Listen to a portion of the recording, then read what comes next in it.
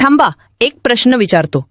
अनेकदा आपण मुलांच्या हस्तमैथुनाबद्दल उघडपणे चर्चा करतो, पण जेव्हा विषय मुलींचा येतो तेव्हा मात्र सगळेच गप्प का होतात? ही शांतता म्हणजे माहितीचा अभाव, आणि तोच अभाव अनेक मुलींना अनावश्यक गोंधळात टाकतो. आज हे बदलूया. अनेकदा आपण मुलांच्या हस्तमैथुनाबद्दल उघडपणे चर्चा करतो, पण जेव्हा विषय मुलींचा येतो तेव्हा मात्र सगळेच गप्प का होतात? मुलींनाही या शारीरिक भावना असतात का? त्या हे कसे करतात? आणि हे खरेच चुकीचे आहे का? आज आपण समाजात संकोच वाटणाऱ्या याच विषयावर मोकळेपणाने बोलणार आहोत, कारण मोकळेपणाने बोलणे हेच खऱ्या आरोग्याचे पहिले पाऊल आहे. नमस्कार सर्वांना, माझ्या या चॅनलवर तुमचे स्वागत आहे. कसे आहात तुम्ही सगळे? मला आशा आहे की तुम्ही सर्व मजेत असाल. माझे नाव प्रिया पाटील आहे आणि आज आपण हस्तमैथुन या विषयावर सविस्तर बोलणार आहोत. आपण याआधी मुलांच्या हस्तमैथुनावर, म्हणजेच मुले ते कसे करतात, योग्य पद्धत काय आहे, यावर अनेक व्हिडिओ बनवले आहेत. पण आज आपण खास करून महिला आणि मुलींबद्दल बोलणार आहोत. मुली हस्तमैथुन कशा करतात? हे नेमके काय असते? ते का गरजेचे आहे? मुली कोणत्या वयात हे सुरू करतात? या सर्व प्रश्नांची उत्तरे आजच्या व्हिडिओ पाहणार आहोत. हा व्हिडिओ खूपच माहितीपूर्ण आहे, त्यामुळे शेवटपर्यंत नक्की बघा. यातून नक्कीच काहीतरी नवीन शिकायला मिळेल. चला तर मग सुरू करूया.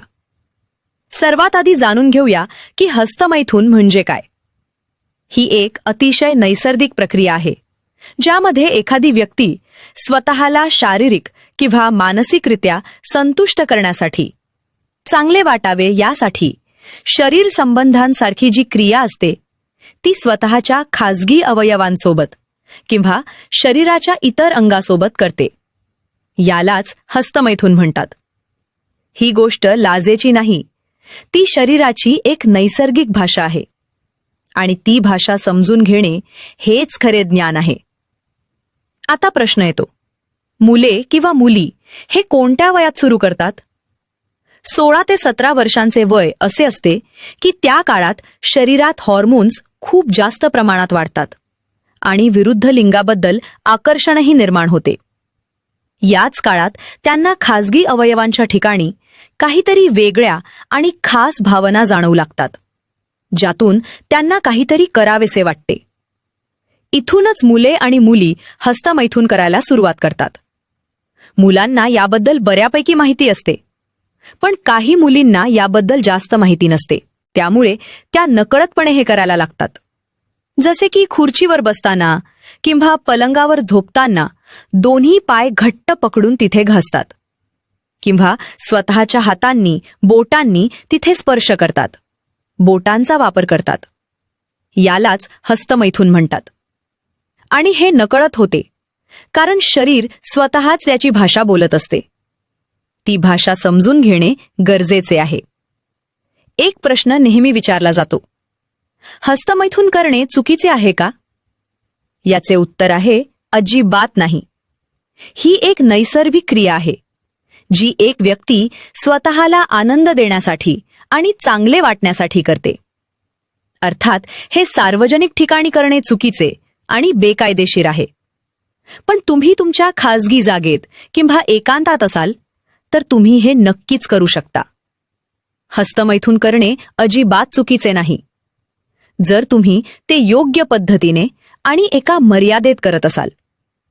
जर तुम्ही आठवड्यातून एकदा किंवा दोनदा हे करत असाल, किंवा जेव्हा शरीराला खूप गरज वाटेल तेव्हा करत असाल, तर ते शरीरासाठी खूप फायदेशीर ठरते. पण जर तुम्ही दिवसातून 5-6 वेळा हे करत असाल तर शरीराला फायदा होण्याऐवजी नुकसानच होईल. मर्यादा हीच खरी शहाणपणाची ओळख आहे. आता पाहूया हस्तमैथुन करणे का गरजेचे आहे. मग ते मुले असोत की मुली. बघा, जेव्हा तुमच्या शरीराची ती गरज असते, शरीर त्याची मागणी करत असते. अशा वेळी जर तुम्ही हस्तमैथुन केले तर तुमच्या शरीराला आणि मनाला खूप शांत आणि हलके वाटते. तुम्ही तणावमुक्त होता. हा एक मोठा फायदा आहे. उदाहरणार्थ, जर तुम्ही अभ्यास करत असाल तर हस्तमैथून केल्यानंतर तुम्ही अभ्यासावर अधिक चांगल्या प्रकारे लक्ष केंद्रित करू शकाल.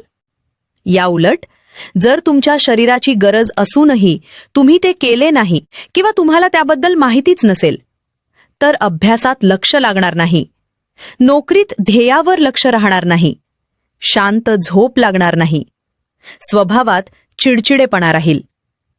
हे सगळे त्या एका माहितीच्या अभावामुळे होते. आणि हे बघताना किती जणांना अरे आता समजले असे वाटत असेल.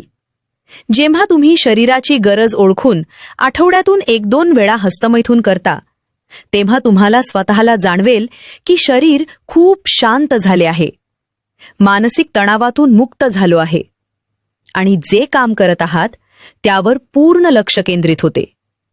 शरीर शांत असेल तर मन शांत राहते आणि मन शांत असेल तरच जीवन सुंदर राहते. मला आशा आहे की माझ्या बोलण्याचा अर्थ तुम्हाला समजला असेल. या व्हिडिओतून तुम्हाला नक्कीच काहीतरी नवीन शिकायला मिळाले असेल की मुली हे कसे करतात. मुलांची पद्धत वेगळी आणि मुलींची पद्धत वेगळी आणि दोन्ही नैसर्गिक आहे. ही माहिती अशा प्रत्येकापर्यंत पोहोचवा जो संकोचामुळे या विषयापासून दूर राहतो. कारण योग्य माहिती मिळाली तर अनावश्यक चिंता, गोंधळ आणि अपराधबोध दूर होतो. जर हा व्हिडिओ आवडला असेल तर नक्की पसंती दर्शवा, इतरांसोबत शेअर करा आणि तुमच्या प्रतिक्रिया खाली नोंदवा. चॅनलला सदस्यत्व घ्या. पुन्हा भेटूया अशाच काही नवीन आणि माहितीपूर्ण विषयांसोबत. काळजी घ्या. धन्यवाद.